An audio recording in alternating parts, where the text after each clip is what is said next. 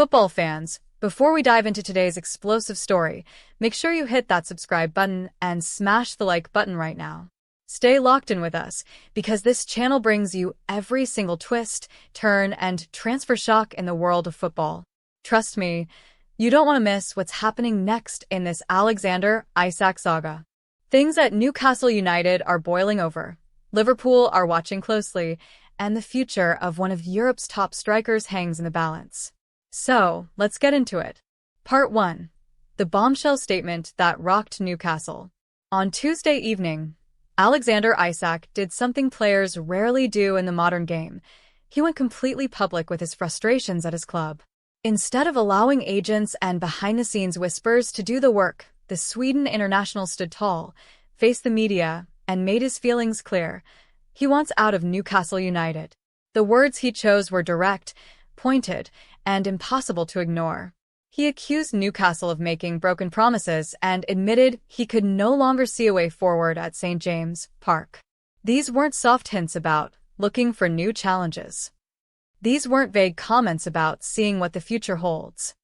No, Isak dropped a full-blown bombshell, essentially putting the club on blast for what he sees as betrayal. Now, football fans know how clubs usually react to this kind of situation. Sometimes they cave in, sometimes they punish the player, and sometimes they try to brush it under the rug. But in Newcastle's case, their reaction was as fierce as it was immediate.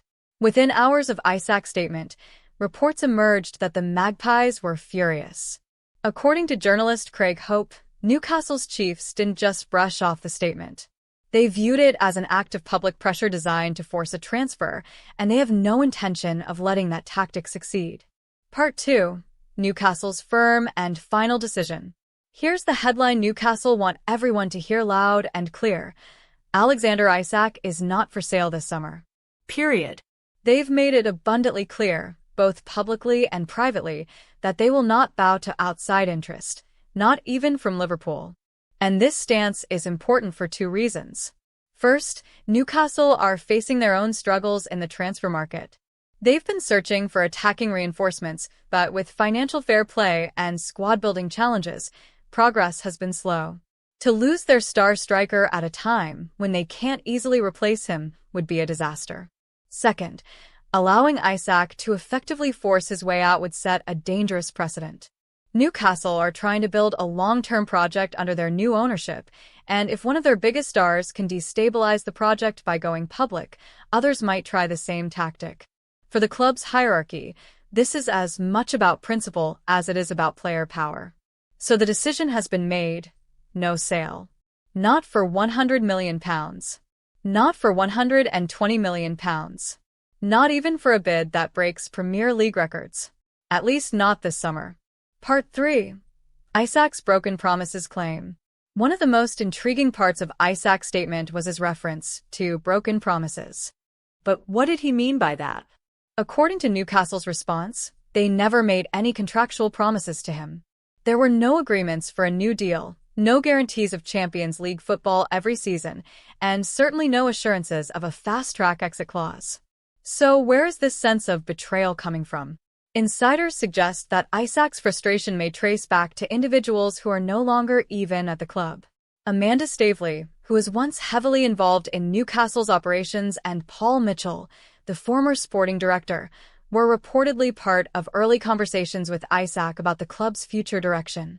Promises of regular Champions League qualification, rapid squad investment, and title challenges were made in those talks. But football moves fast, and those individuals have since left.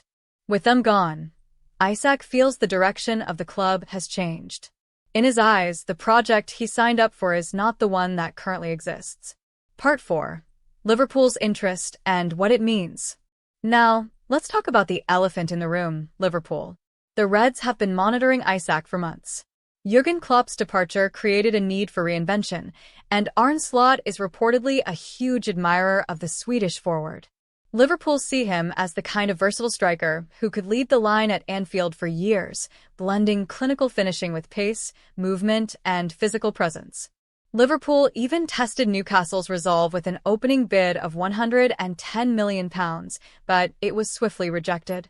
At the time, There was hope that persistence and negotiation might eventually force Newcastle to consider selling. But now, after Isak's public statement, things have changed. Far from weakening Newcastle's hand, it has actually strengthened their resolve. They don't want to be seen as a club that gives in to public pressure. And Liverpool are caught in the middle, desperate for a marquee striker but faced with a seller who is flat-out refusing to negotiate. This puts Liverpool in a tough spot. Do they keep pushing, risking an ugly standoff that drags on all summer? Or do they pivot to other targets, knowing Newcastle won't budge? Part 5. Dressing Room Division. What makes this saga even more fascinating is how it has affected Newcastle's dressing room. Reports claim that Isak's teammates are divided. Some players understand his frustration. They know he's an ambitious striker at the peak of his powers, and they respect that he wants to compete at the very highest level. Others, however, are deeply unimpressed.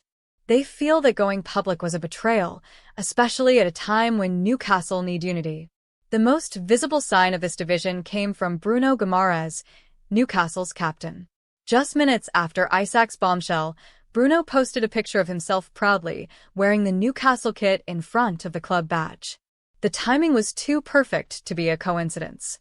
Fans immediately interpreted it as a declaration of loyalty, and perhaps even a subtle dig at Isak. This divide raises a serious question. How can Eddie Howe manage a squad where trust is fractured? Can Isak be reintegrated smoothly, or has he already burned too many bridges with both teammates and supporters? Part 6. Fan reactions, anger, sympathy, and confusion. If you scroll through Newcastle fan forums or check the replies on social media, you'll see a mixed bag of emotions. Some fans are furious with Isak. They see his comments as selfish and disrespectful, especially after the club paid big money to bring him in and made him the face of their project.